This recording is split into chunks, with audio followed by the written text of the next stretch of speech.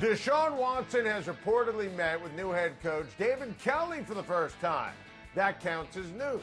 And Watson told the first-time head coach that he's digging in and he wants to be traded. So, to translate, nice to meet you, David Kelly, and I hope I never see you ever again.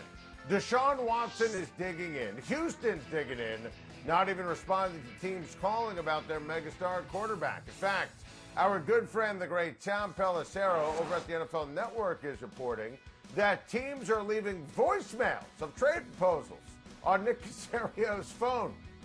This is the theater of the absurd, also known as Texans football. And who leaves voicemails anymore nowadays? I haven't left a voicemail in years. You can't be leaving trade voicemails. Can't you just picture Matt Rule leaving the details of 3 first-rounders and Christian McCaffrey after the beep?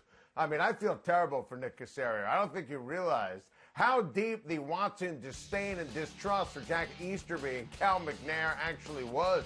Of course Watson wants out, and of course Caserio is not in a rush to deal him because Watson is a young megastar, hasn't even hit his prime yet, and it's impossible to win the deal no matter what he gets. You can't get equal value for Deshaun Watson. And look, they don't have to make the trade now, but they do have to make the trade if at the end of the day they plan on making one. They have to do it before the first round of the draft this year. If, in fact, they know they're going to make the trade, they have to do it at least on the morning of day one of the NFL draft so they can get as many picks and players as possible and rip the Band-Aid off to save face. And they're going to be teams that are going to be throwing all sorts of draft picks at the Houston Texans because Deshaun Watson is a unicorn. A quarterback like this is rarely ever available. This would be the greatest quarterback trade in the history of the NFL. That kind of player at this age with that contract, never available. If it goes past round one this year in terms of the calendar and Watson's still in the Texans, they shouldn't trade him until next offseason. And look, if Watson just refuses to play, fine him. But who does that benefit? I really think the league needs to step in here. Seriously. Jack Easterby has cast this spell over Cal McNair. It's sad to think what has happened to the Houston Texans. I still think the Dolphins offer the best package with the bevy of great picks and Tua and Watson in Miami. Brian Flores, he can win and dominate right away. Carolina might offer the moon, same with Denver. It would be a Super Bowl move for San Francisco.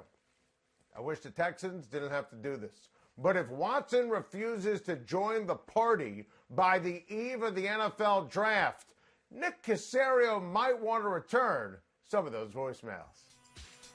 Welcome back as we shine on football. And you guys know my take. I think the relationship between Russell Wilson and the Seattle Seahawks is broken. So let's take a look here at the list of teams according to Russell Wilson's agent. And he told our good friend Adam Schefter at ESPN that these would be the teams, Dallas, New Orleans, Vegas, and Chicago, that Russell Wilson would in fact be open to going to in 2021 and beyond. So that got us thinking, because we're an opinionated, smart show. What would it take to make these deals a reality? So let's go through what's real, what's fact, what's fiction. And listen, this to me would be the deal for the Dallas Cowboys. Now, let me say this for the record. If I'm Dallas, I wouldn't make this trade. I would keep Dak Prescott. We just told you why. I think he's worth $40 million. I'd keep the 10th overall pick. I'd help the defense. But I'm not Jerry Jones, and I'm not Stephen Jones, and I'm not Mike McCarthy. And these guys clearly don't love and don't value Dak Prescott. And Jerry loves stars, and Russell Wilson is a star. And if Russell Wilson was playing on Dak Prescott's old team with these guys at the receiver and running back position, listen, the Dallas Cowboys, even without that first-round pick in terms of improving the defense, the Dallas Cowboys would win a minimum of 10 games under Mike McCarthy. And this is a hot seat year for Mike McCarthy, and Mike knows that. And I mentioned this yesterday. There's no doubt in my mind Mike McCarthy loves Russell Wilson, absolutely loves Russell Wilson. So this to me is real. This to me is something that is worthy of conversation. This to me is something at the end of the day that is definitely up for discussion. And I think that when you analyze the potential of making this kind of transaction, look, Russell Wilson will have a dead cap number of $39 million if, in fact, Seattle trades him. And the only reason why I can't guarantee that they trade him now is because of that number, even though I do think they will trade him before this season for all the reasons we documented yesterday and on prior shows and prior weeks and prior months. But at the end of the day, if, in fact, they draft a player the Cowboys do at 10 for Seattle, and then they franchise Dak, stay with me here, sign him, and then make the deal after June 1st, they could spread out in Seattle the dead cap money for 2021 and 2022. It would only be $13 million in that range for 2021. I gave you a lot of stuff right there, but yes, it is realistic that the Dallas Cowboys and the Seattle Seahawks could in fact work out a deal that would involve Russell Wilson and Dak Prescott.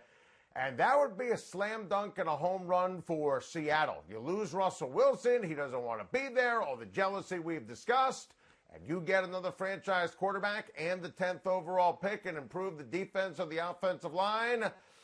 Buckle up, Buttercup. I've been screaming for a while now that Mark Few's team is absolutely the best in college hoops, and Gonzaga, the biggest challenger they have in terms of winning a championship, Michigan. Well, last night was proof to the points of all of the above. All Gonzaga does is win. The showdown with Santa Clara on CBS Sports Network was sticky for the first half, and then the Zags used their gobs of talent to win by double digits. Gonzaga has now won 20 straight games by double digits. 20! Corey Kispert was just unstoppable. This is Mark Few's best ever Gonzaga team, which says something about something, considering the powerhouse that he has built here. But the most impressive performance of the night belongs to Michigan. Juwan Howard's team just spanked Iowa, and that's a strong Iowa team. Michigan has won 6 straight. 3 of those wins against ranked teams. Michigan shot 54% from the field, 56% from 3 in the second half. It's a gorgeous piece of art watching Michigan basketball. They pass the ball, they're unselfish, they play defense, they rebound, and the freshman, the big man, Hunter Dickinson, is a difference maker down low. Now, I know that Baylor's unblemished. I respect them, but I also don't care. I really hope that Gonzaga and Michigan are on opposite sides of the bracket, because this would be a national championship game for the ages.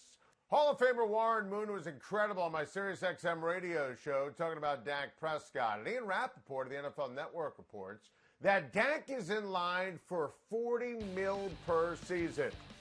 He's earned it. Worth it? Different story. And listen, I don't think it's a bad investment here at all. Dak Prescott's a great player. He has proved his worth to me as a dominant top 10 quarterback. He proved his worth when the Dallas Cowboys were totally worthless after Dak Prescott got hurt last year.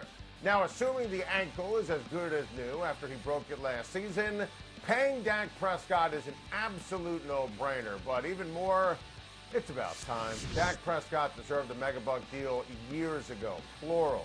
And of course, if Jerry Jones knew what on earth he was doing, he would have, at the end of the day, given him that deal, and the cost of doing business would have been much less. And they could have figured out how to keep Byron Jones and improve the defense last year. Dak Prescott is a great player. He's a great leader. He's a great face in the community. He checks every single box on why you give someone the big bucks. Everyone knows it but Jerry Jones.